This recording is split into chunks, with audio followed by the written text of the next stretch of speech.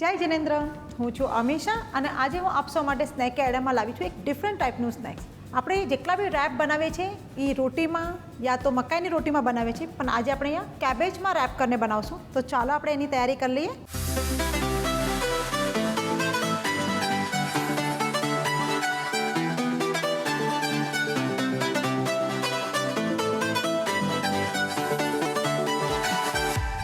સો પહેલાં આપણે સ્ટફિંગની તૈયારી કરી લઈએ. સ્ટફિંગ બનાવવા માટે આપણે ઓઇલ લેશું.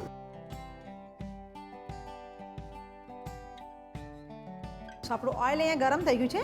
આપણે અહીંયા ગ્રીન ચીલી એડ કરી રહ્યા છે, બારીક ચોપ કરેલી સેલેરી.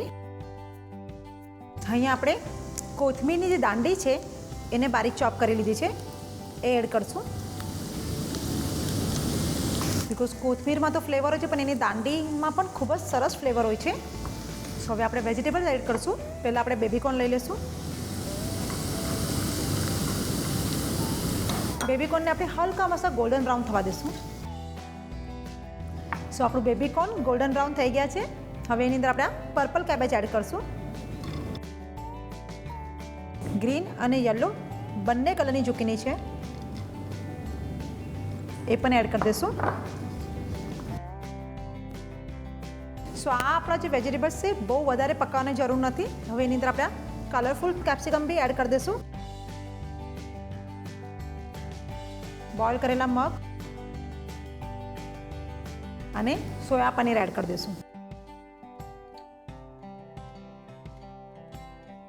તો હવે આપણે એની અંદર મસાલા કરી લઈએ. તો સ્વાદ પ્રમાણે મીઠું, મરી ક્રશ, થોડો ચાટ મસાલો,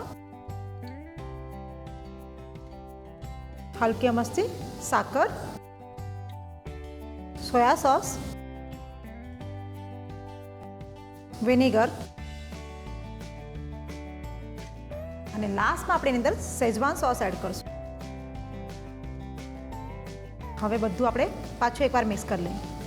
સો શેઝવાનનો એક સરસ ફ્લેવર પણ અંદર આવી ગયો છે. લાસ્ટમાં આપણે અંદર ફ્રેશ કોથમીર પણ એડ કરી દઈશું.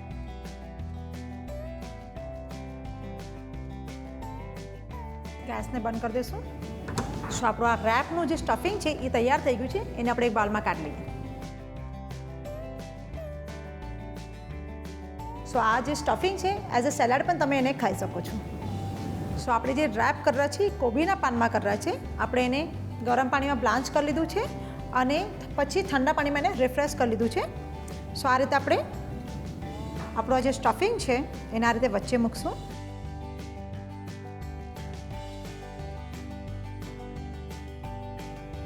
એને આપણે આ રીતે ફોલ્ડ કરી દઈશું. બંને સાઈડથી ફોલ્ડ કરીને અગેન પાછું એને ફોલ્ડ કરી દઈશું. સો આ રીતે આપણે બીજા પણ કોબીના પાન રેપ કરી લઈએ. સો આપણા ગોબી રેપ તૈયાર થઈ ગયા છે. હવે આપણે પકોડા બનાવવાની તૈયારી કરીએ. સો એની માટે આપણે એક બાઉલ લેશું અને ચણાનો લોટ લેશું.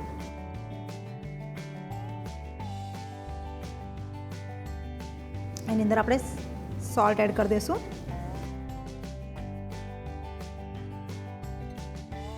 સો પહેલાં આપણે થીક બેટર બનાવી લઈશું. સો આપણે આ જે પાન છે એમાં આપણે આ બેટર લગાવી લઈશું તાકી આપણું જે આ રેપ છે એ પ્રોપર ચોંટી જાય.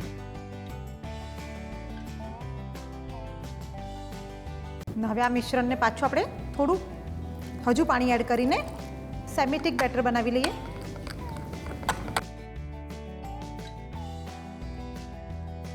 સો આપણા બધા જ કેબેજ રેપ તૈયાર થઈ ગયા છે અને આપણું બેટર પણ અહીંયા રેડી છે અને અહીંયા ઓઇલ પણ ગરમ થઈ ગયું છે. સો આપણે થોડું ગરમ તેલ બેટરમાં એડ કરશું.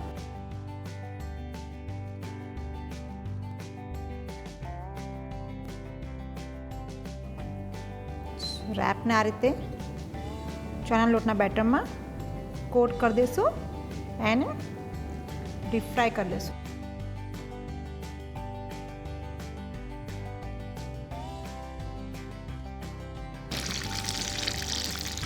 તો આપણા પકોડા અહીંયા કેબેજ રેપ પકોડા તૈયાર થઈ ગયા છે. તો આપણે એને કાઢી લઈએ.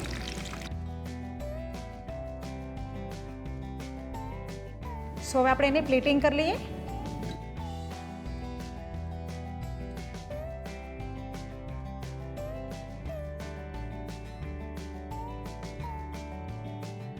રેપને વચ્ચેથી કટ કરી લેશું.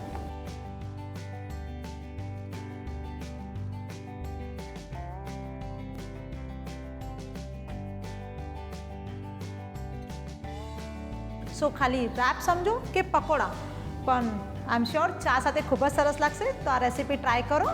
આપ સૌને અગર અમારી રેસીપી ગમે છે તો એને લાઇક, શેર એન્ડ સબસ્ક્રાઈબ કરો.